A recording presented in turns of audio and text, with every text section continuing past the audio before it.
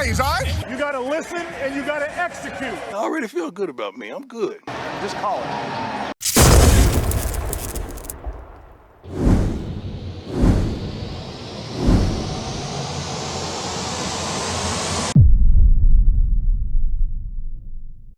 What's up? This is Coach Marcus Pro Fan Talk, and I wanted to talk about this situation because I know this is going to be all over everywhere tomorrow. Is the interaction between Rhyne Howard and Caitlin Clark.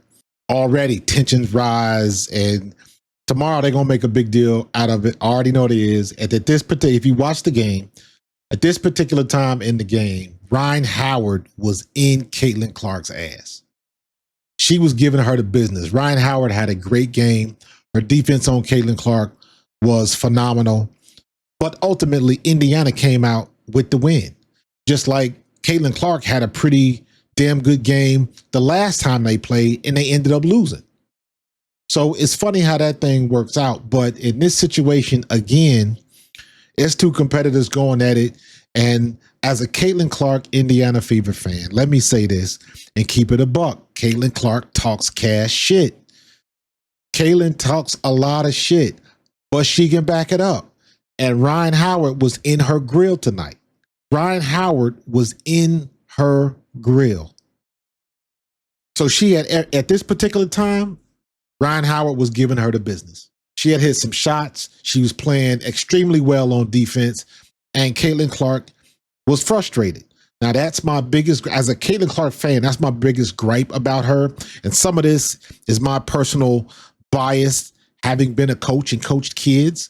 When kids show you their attitude, when it's written on their face and their body language sucks, oh, that drives me nuts. That's what Caitlin Clark does.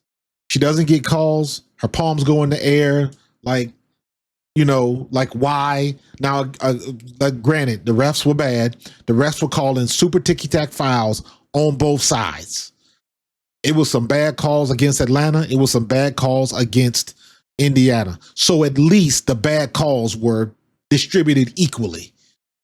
And the one thing I did like was they started calling ticky-tack fouls early in the game, and they stayed consistent. They didn't change up at the end. They didn't call it tight and all of a sudden let them play at the end. It was tight all the way through the game. So at least they had some consistency in that. And it was bad calls on both sides, for real. The refs have still been a problem in the W. But in this particular case, when it comes to Rhyne Howard and Caitlin Clark, Rhyne Howard was in her grill, giving her the business, and she pretty much kept Caitlin Clark in check. I said it on the stream. Check it out if you missed it.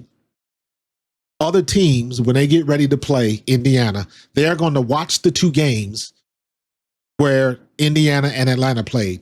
In Indiana and in Atlanta. Atlanta D'd them up pretty damn well. If Natasha Howard would have played anywhere near the way she did tonight, they would have blown Atlanta out the first game. The one thing that is an issue with the Fever is, for whatever reason, these jokers cannot hit damn free throws. Their free throw percentage was god-awful. Again, Kelsey Mitchell, one of the best shooters, could have iced the game with a 5-point lead with, was it like maybe 8 seconds to go? It was less than 10 seconds. I can't remember how much time was left on the clock. All she has to do is hit her free throws. It's a 5-point lead.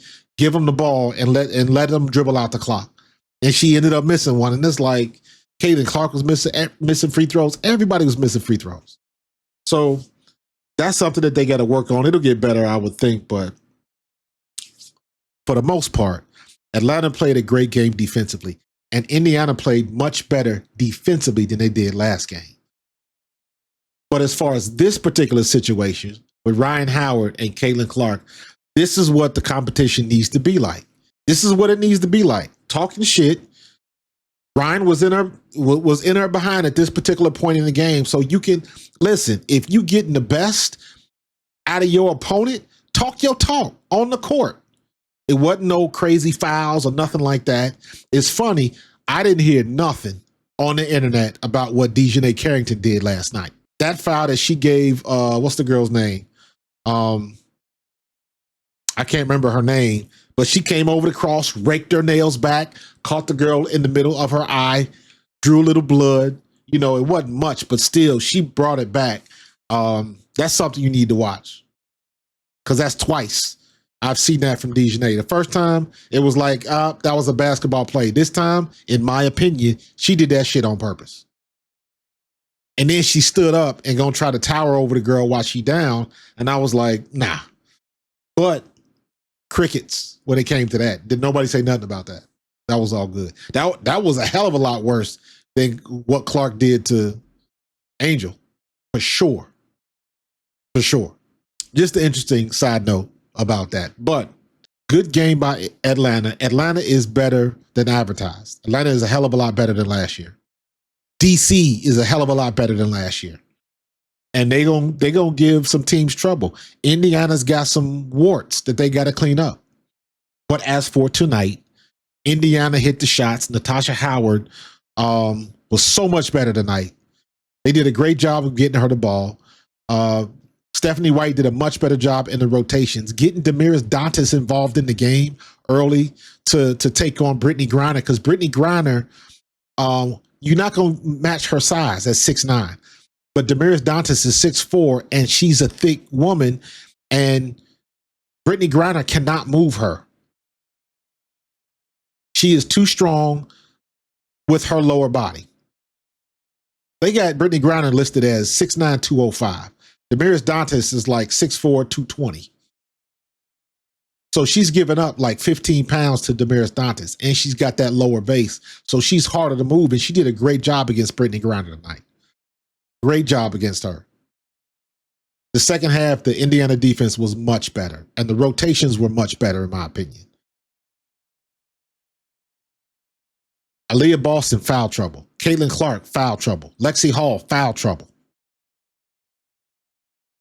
But they found a way to get the win done. However, Atlanta's pretty damn good. And the next time they play, it's probably going to be a barn burner.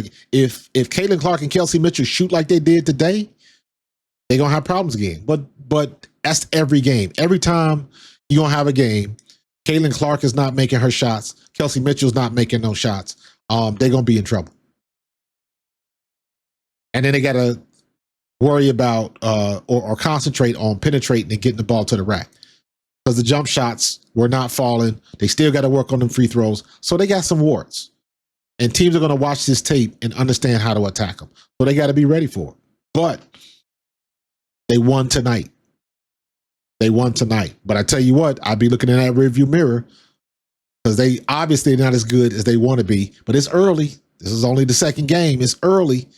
Let's see what it looks like when we get to games, games 7, 8, 9, and 10.